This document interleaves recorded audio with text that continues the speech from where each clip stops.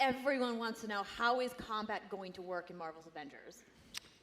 Well, I mean, as you might expect, the biggest challenge with something like Avengers is that every character is so unique and so different that there isn't just one kind of combat genre thing that you can apply to it. So I think the most amazing thing with the combat system that we've done for Marvel's Avengers is that we've put together something that is uniquely catered to each hero. And we went with the goal of, like, when we get to Iron Man, it's all right, what do people expect out of Iron Man? It's gadgets, it's abilities, it's flying around.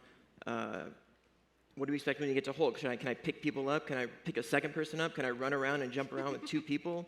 It's like we have to have all those things, and we do. And We want it's pretty amazing to look back and look at all the characters and think each one of those feels like it's their own game. So like when you're playing Black Widow, you feel like this is a Black Widow game. Like if you weren't playing cooperatively or you're not playing one of the other heroes, it feels like the entire thing has been catered to her. So it's been a huge challenge, but I think that's at least for me, that's the best thing about the combat system so far.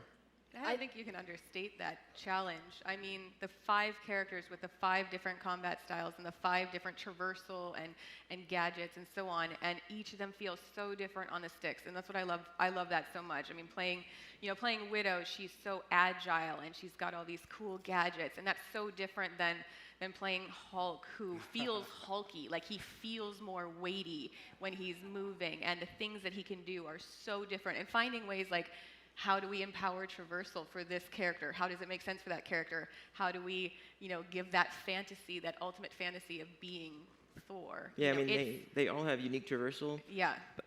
Grappling hooks, they've got wall jumps, got characters that can fly.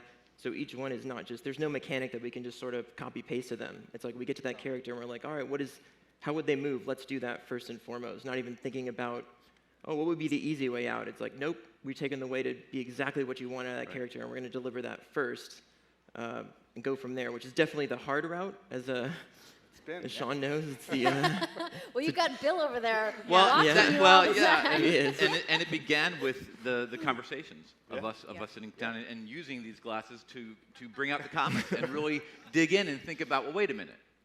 How would Captain America fight? He was trained by the military, so he'd be very direct and forceful in his combat. Black Widow, you'd think, oh, she'd fight like Cap, right? No, she was trained by the Red Room.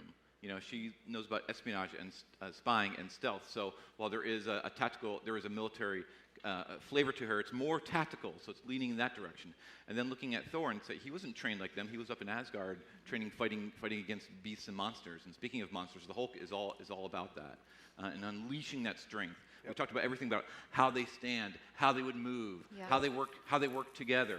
And then Iron Man, bringing in that aerial aspect, and of course he's gonna fight differently. He wasn't trained like Captain America, so it really began with those conversations and like talking about how do we want to deliver the Avengers as we see them, as they should be, and most importantly, deliver the Avengers how the players want to play them, and then choose how to unlock their skills and make them play how you want to, and make your Avengers comprised of the teams that you want, and so it's you're living your superhero fantasy, making choices with all the options that the Avengers offer you.